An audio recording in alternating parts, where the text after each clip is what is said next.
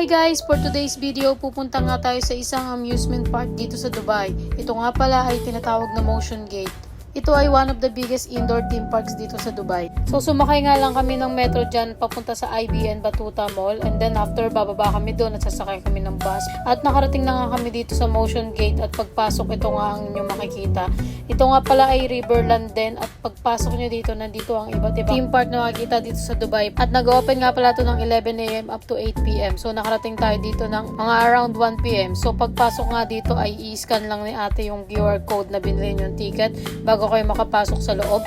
At dahil nga Sunday tayo nagpunta dito, madaming mga turista at mga bata ang nandito para mag-enjoy. Marami nga mabibilhan dito ng mga pagkain at snacks na pwede nyong puntahan pag kayo ay napapagod na. Free wifi nga din pala sa lugar na to, kaya kahit wala kayong data ay makakapag-internet pa din kayo. So yan, pagpasok nga dito makikita nyo tong boardwalk at may mga location naman dyan ituturo kung saan yung pupuntahan nyo. Merong Legoland Dubai, may Real Madrid at meron ding Motion Gate at Neon Galaxy at marami pang iba. Dito nga muna kami nagpunta malapit sa Real Madrid at nagpicture-picture muna kami dyan. Meron din mga restaurant dito sa gilid na makikita na pwede nyong kainan. May mga coffee shop din dyan. Dahil nga 1 PM tayo nakarating dito, sarado pa yung ibang mga restaurant dahil Ramadan dito sa Dubai. 6:30 PM pa nagbubukas yung ibang mga restaurant dyan. Pero yung iba naman ay open din naman. At ito na nga pala yung spot ng Riverland na napakadaming spot na pwede nyo pagpicturean na may Instagrammable view pa dyan. At after namin magpicture dyan, nagpunta naman kami dito sa may Legoland Dubai. At kung talaga may mga kids kayo, mag-enjoy sila dyan. Nilakad-lakad na nga kami dito papunta sa French Village. Na parang nasa France ka talaga dahil napakaganda ng mga structure. So yun guys, buti na lang at hindi masyadong mainit, mahangin pa din, kaya hindi tayo ganung binabanas. At ngayon naghahanap muna kami ng pagkain, McDo, pero hindi namin makita sa ngayon. Papahinga muna kami dito. At yun, tamang aura muna tayo dito, picture at video lang tayo. Kahit saan ka talaga tumingin dito ay napakaganda at pwedeng pagpicturean talaga. Napaka-aesthetic ng lugar at Instagrammable din siya. Kahit nasa labas pa lang kami, napaka-worth it na nga ng pagpunta namin dito. Kahit medyo malayo siya, ay masaya naman ng pagpunta namin.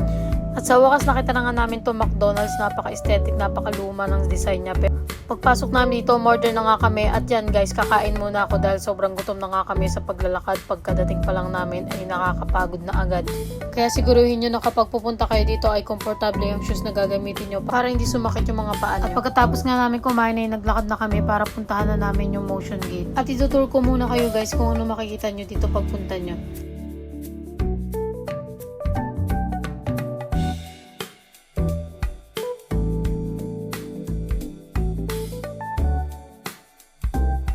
At sa wakas nakarating na nga tayo dito sa Motion Gate. Sobrang init ng araw dito. Alas 3 na ata kami bago nakapasok dito dahil gumala pa kami.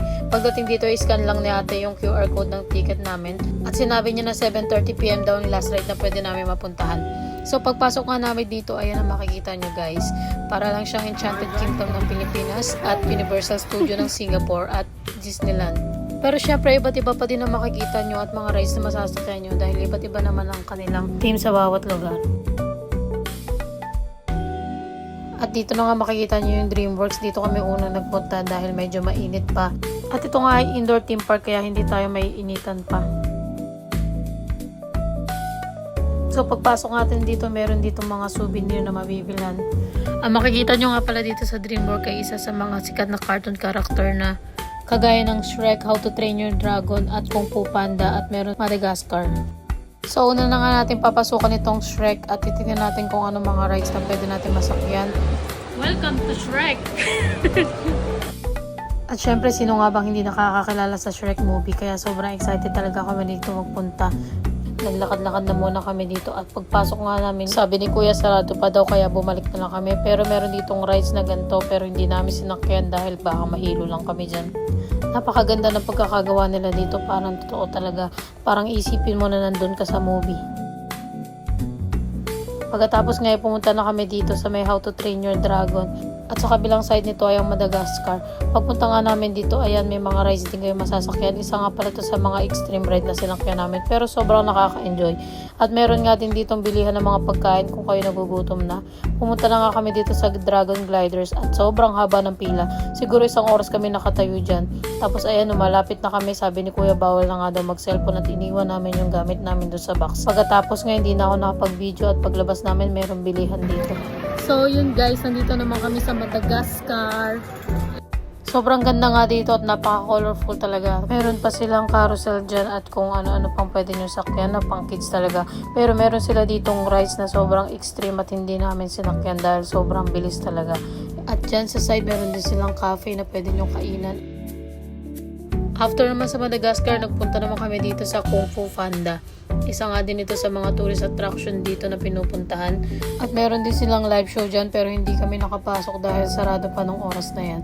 At dito marami din kayong pwedeng pagpicture na aesthetic na lugar na para kayong nasa China. At sabi ko yan, videohan mo ko sa sayo-sayo muna ako dito na Me no one booby, I know na no one booby, diba mo kanta nga, nagdub na lang ako ng kanta kasi baka makapiright tayo dyan. So yung pagkapunta nga namin dito, ito yung sinasabi ko sa yung sasakyan nyo na nakakahilong pero hindi na kami dyan sumakay. Tapos bumalik na ulit kami sa Shrek at nakita na namin to si Boots.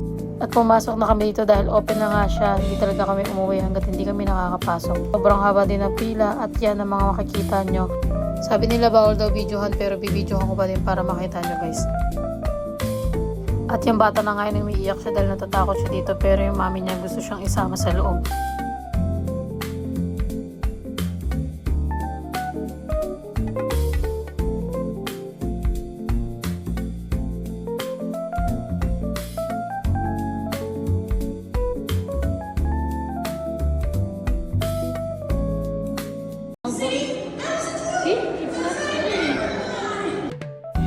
Sa wakas, malapit na nga kami dito makasakay. At yan, nag-picture-picture muna ako dyan. At ito na nga yung sasakyan namin.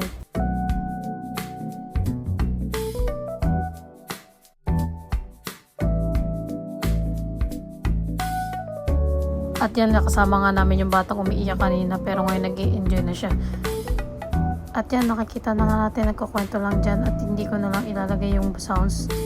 Dahil baka makapirate lang tayo dyan. Panoorin nyo na lang guys.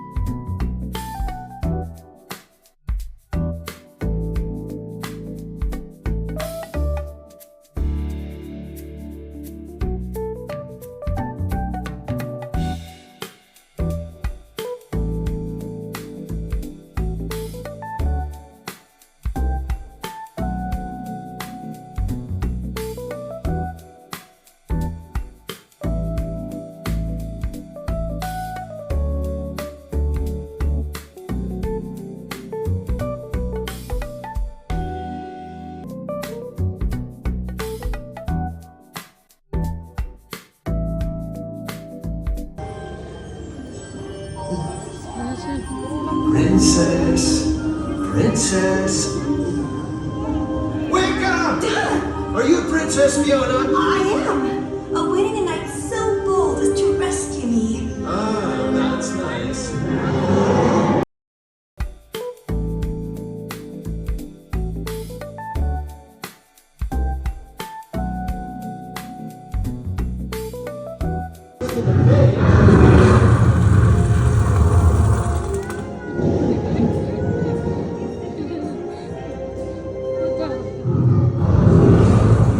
What kind of knight are you? One of a kind.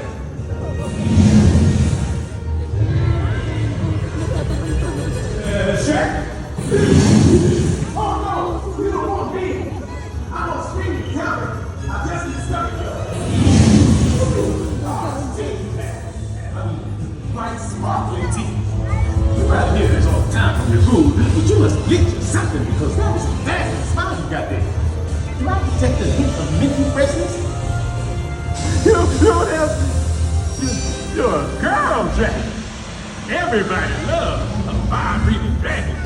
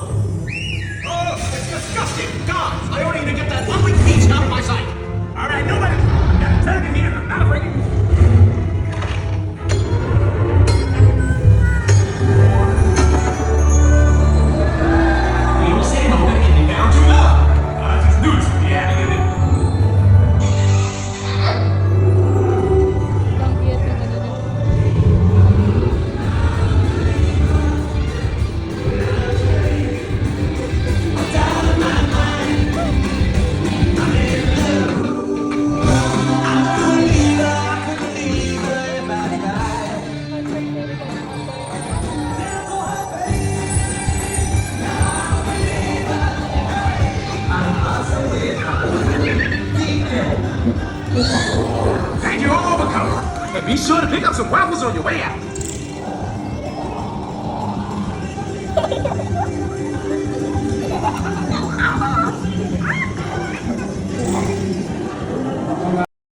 At yun na nga yung ending, kinasal si Shrek doon. Tapos ito nga yung mga bilihan nila na souvenir at yan, pwede kayo mamili dyan. Pang pasalubong at yan, inikot ko na nga yan. At sakto nga paglabas namin dito si Fiona, nag-hi muna ako dyan. After namin sa DreamWorks ay nagpunta naman kami dito sa Columbia Pictures at dito makikita natin yung mga iba't ibang rides at nandito ang Hotel Transylvania. Kung hindi nyo siya kilala, isearch nyo na lang. Meron nga din ditong rides pero hindi na kami sumakay dahil roller coaster siya at hindi namin kaya. Kaya nagikot-ikot na lang muna ulit kami dyan at naghahanap ng pwedeng pagpicturean.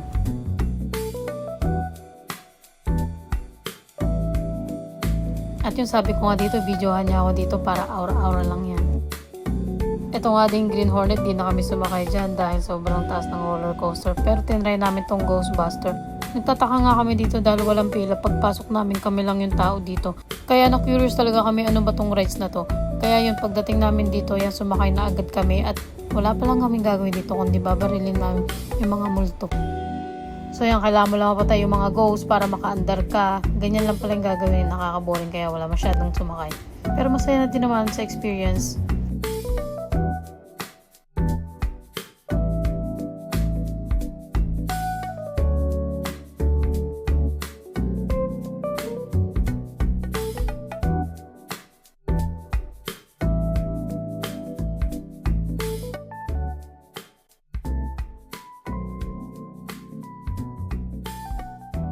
At pagkatapos nga namin nagpunta na kami dito sa Hotel Transylvania, gusto ko nga makita talaga dito yun dahil pinapanood ko nga ito nung bata pa ako. Pero mas strict sila dito dahil sabi nung nagpapantay wag daw ako mag-video, kaya hindi talaga ako nag-video dito. Maganda din naman yung pinasukan namin ditong rides at masaya. At after dito naman kami lumabas, hindi na kami dyan sumakay sa Blast Off dahil takot nga tayo sa heights. Naglakad-lakad na lang tayo dyan at naglibot-libot. At punta kami dito sa Underworld pero sarado pa. Meron ditong River Expedition pero hindi na din kami sumakay dahil takot kami mabasa. Pagkatapos nga pumunta naman kami dito sa Smurf Village at dito talaga maraming bata dahil ito ay laruan ng mga bata. Naglakad-lakad na lang ulit kami dyan at nag-picture-picture muna. Meron din pala ditong kapihan na pwede nyong tambayan. At meron din sila ditong Village Express na tren pero hindi na din ako sumakay dyan dahil napakabilis din yan. So guys, nandito kami ngayon sa Smurf Village. At wala naman, hindi kami sumakay dun sa roller coaster kasi takot ako sa heights. Pero magpipicture-picture lang kami dito. At pagkatapos nga 5:30 PM napunta na kami dito sa Motion Gate Hollywood Dreams para manood ng theater live show. At ito na nga ang pagpasok namin dito. Bawal na nga daw mag-video kaya hindi na ako nakapag-video.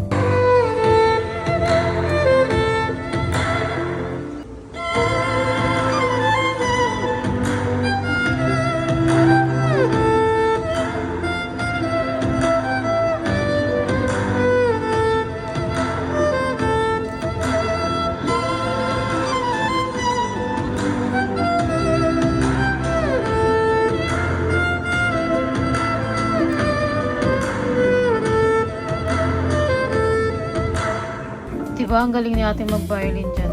Pagkatapos pumunta naman kami dito sa Lionsgate, ito na talaga yung mga extreme ride. Makikita mo dito yung Now You See Me rides, John Wick, and Bullet Train. At syempre, wala kami sinakyan dyan dahil takot nga ako sa roller coaster. At nag-picture-picture na lang kami dyan. Dito din sa John Wick, isa din to sa pinaka-extreme ride na bumabalik-baliktad pa, kaya ayoko din talagang sakyan yan. At pagkatapos yan, naglakad-lakad na nga kami. Ito nga palang Lionsgate ay hango sa mga sikat na movies sa ibang bansa. At dito ko na nga tinatapos ang aking vlog. Salamat nga pala sa mga nanood ng vlogs ko kahit sobrang tagal. Sana nag-enjoy kayo. Bye-bye!